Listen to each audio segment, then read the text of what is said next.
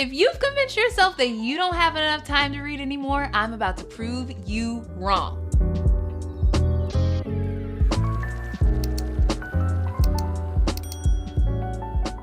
Hey y'all, welcome back to the channel. If you're new here, my name is Alexis Brianna, and in today's video, I am going to be answering the question that I get asked a lot from my friends, and it's, how do you get so much reading done considering all of the things that you have on your plate? Well, I am a working mom, juggling multiple projects, a wife, and I also am still recovering from a pretty long NICU journey. And so I understand that as a busy adult, as a busy mom, or whatever season of life that you're in, that it can be really hard to find time to just read or even just do something that's purely for yourself. So today I'm going to share what's worked for me, and I'm hoping that you hear something that you can apply to your life to create some space and make some time or find the time to do something that is for you, whether it's reading or something else. So before I dive into the tips and the tricks and all of those things, I do want to share and be real about what my journey has looked like as an adult. So post-college, I was married, I had a full-time job, and I was also freelancing. But even with all of that, I was still able to read around 12 to 16 books a month.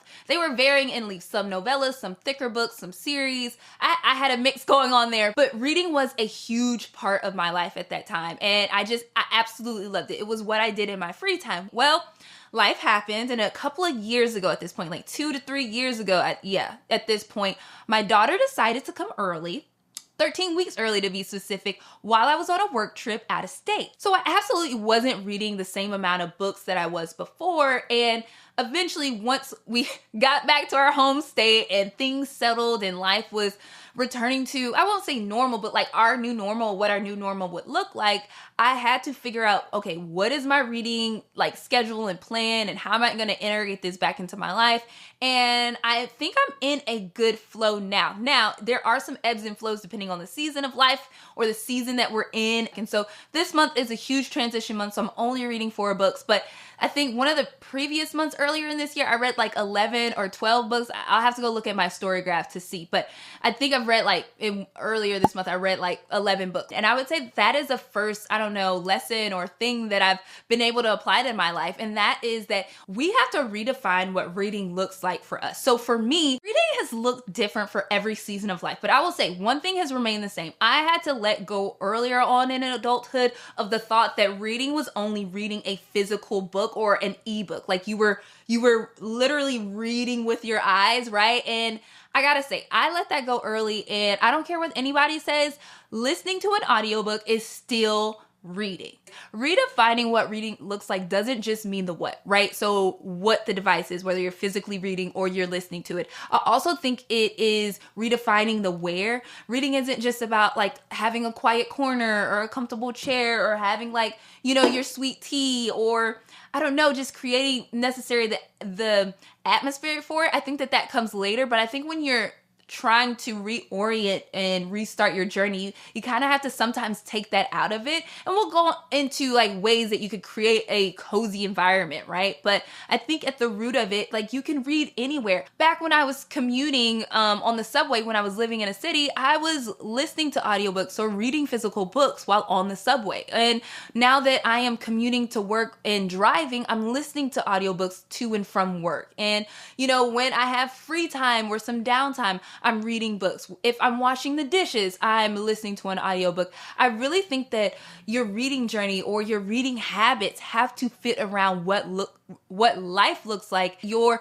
reading habits are going to ebb and flow, or your reading journey is going to ebb and flow based on what's realistic in that season, at that time, and what works for that moment. And so I know you're probably like, now Alexis, that sounds great in theory, but when am I actually supposed to find time in my day to read? And I get it. In the hecticness and the busyness of everyday life, you're not thinking about reading. You're not thinking, okay, let me pop out a book here or pop out a book there. You're just trying to get through what life looks like in that moment. But there are pockets of time. I'm telling you, there are pockets of time, but you just might not actually recognize it as reading time or reading time, right? So let me show you what I mean. I'm going to walk you through one of my non-production work days. So this is more like a desk day for me, because if I'm doing a production, I'm really not getting not nan bit of reading in that day. So I'm gonna walk you through I would say more of a computer desk day to show you where I get my reading time. So around 8 a.m., this is after I've gotten like the first part of my getting ready done or getting ready for the day done. I am listening to an audiobook in my morning shower. Yes, I know it sounds weird. My husband got me a whole suction cup situation that I can stick my phone in and it not get wet and I can read my books. Yes. We listen, we don't judge. So I get about 15 minutes in at that time when I'm reading, and then 12 to 1 o'clock, whenever I'm taking lunch, I'm getting a few pages in, about 10 minutes in of reading my ebook. Now, sometimes I'll listen to an audiobook depending on what I'm doing, but usually it's gonna be that ebook because I wanna read something different. And then around 5 o'clock or 4 o'clock, depending on what time I get off of work that day, I'm gonna be listening to my audiobook for about 20 minutes during that commute. And then around 7 or 8 o'clock-ish, it just depends because daylight savings. Around that time when there's bedtime, I am reading about, I would say like 30 minutes. And this is usually to just make sure my daughter stays asleep. So I'm not doing anything that's too crazy. And if I need to get her back to sleep, I can get her back to sleep. But that's usually what I'm doing around that time. And then when I'm about to prepare to go to bed, which is usually around like 11-ish or midnight, around one of those times, that is when I'm just it's kind of like a free-for-all, but it's usually, I would say, like 30 to 45, sometimes 60 minutes, depending on the book. Depending on the book, it just depends. That is when I'm getting that reading time in. And that's an hour and a half of reading time minimum, because you could add a little bit more in depending on what your schedule looks like of reading time. And it's not necessarily the traditional sit down reading time. It's just getting it in where you can fit it in. So here's the thing though, finding the gaps in your schedule is one thing, but actually creating a consistent reading habit is a whole nother challenge. And I really think it's not just about creating the reading goal or the task and just creating another checklist item that you have to check off for the day. I think it's about really creating routines that you love around reading. So for me, it's like, I look forward to that morning shower where I can pop my phone in and read the book. I know that may not be your thing, right? Or it's me getting into the car and I know I'm going to have traffic ahead of me for this 20 to 30 minutes. And I know I'm going to be able to listen to a book that I love. Or at nighttime when I'm winding down for the day and everyone's sleeping in their corners, I'm able to take time for myself to grab a snack, to grab some sweet tea or some hot green tea and really just nuzzle in and read a book. Or I'm able to color while I'm listening to an audiobook. I really think it's about not just creating yet another task for you to do, but creating a routine around it. So it also sparks you to do the thing without you having to think about it because you have a routine about it. And it's not going to just be, check, completed my reading for the day, but no, it's like, oh no, it's already a part of the routine and rhythm of the day. Okay, so this may be a spicy take, but we're just gonna say it. Forcing yourself to read a book that you are not enjoying is one of the quickest ways, in my opinion, to kill a good reading streak. I just think it's so dangerous, especially for people who are just now getting back into reading, to force yourself to read a book that you don't like or you're not enjoying. And I used to feel like, I don't know, like not a good reader in a sense if I didn't finish every single book that I picked up, and I would feel genuinely guilty about DNFing a book. And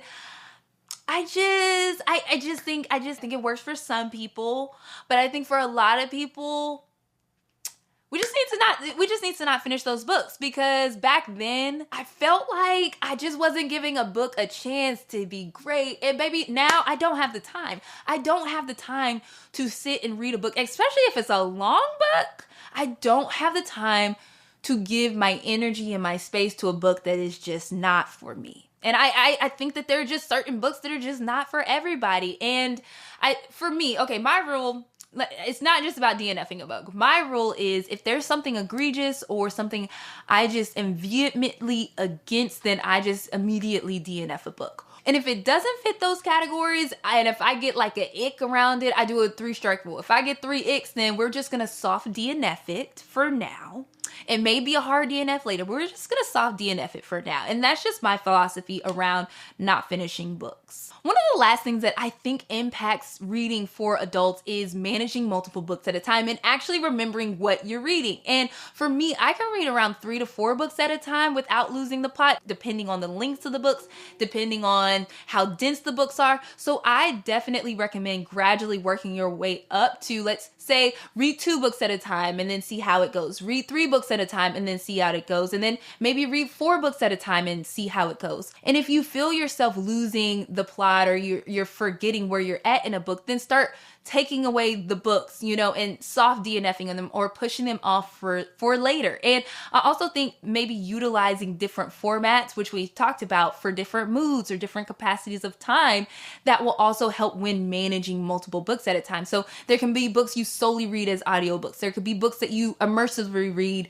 the audiobook and the physical book at the same time, or the ebook and the audiobook at the same time, and really set moods or capacity of time with the book that you read. So your audiobook is for when you're in the car, or when you're at an appointment, or when you're out, or when you're doing chores. Your ebook is for those quick moments where you can focus on your phone and just while you're waiting on something, or in, just in those quick moments of the day. And maybe your ebook is, or your physical book is around, the times where you have dedicated time to actually read, or your focused reading time, or maybe when you're with your family and you're all reading, and that's when you're reading your physical book. I really think it's just about figuring out what format works for each time of the day, and also building it up so that maybe reading that audiobook helps you remember, and you're only reading that in audio, and those formats will help you remember where you're at in the book. But I really think there's no shame in saying, I only can read 1 book at a time. I think just figuring out how what your threshold is for managing those books will really go a long way in helping you create and consistently keep up your reading habit. Okay, that was a lot. I know that was a lot, but here's the thing. I want you to remember one thing. Pick one. I want you to make one tiny change by picking one gap, picking one routine to add reading into, and pick one book that you've been waiting on to read so that you can add that into your routine. I want you to be patient with yourself as you figure this out. Give yourself grace. Don't try to overhaul everything or overhaul one part of your day. Just pick one and keep it simple, and then build on that. I really think that sometimes as adults, we can get really hard on ourselves because maybe we used to be great readers. We used to figure it out, and then life happens. Because there's some days where I read a ton. I get 1.5 hours of reading in. And then there's some days where I get no reading in at all. And I think that's okay. That's real life. That's just, I don't know. That's just one of the hidden costs of being an adult, is just sometimes you have no control over your days. But on the days that you have a little bit more gaps in them, add it in. So in the comment section, I want you to let me know, what is one tiny change that you're going to try this week to add reading into your schedule or into your habits or your routines of the day. And if you have a tip that you've done or that you've applied in your life as an adult to read, I definitely want to know in the comment section. We can always share tips and tricks that have worked for us, and we can dialogue there. If you've made it this far in the video, thank you. I really appreciate it. Be sure to drop a star emoji in the comment section. I always want to know who's a part of the end of the video crew. And if you've liked this video, be sure to hit the like button, subscribe, and hit that bell notification so you don't miss a new video. Until next time, happy reading. Bye, y'all.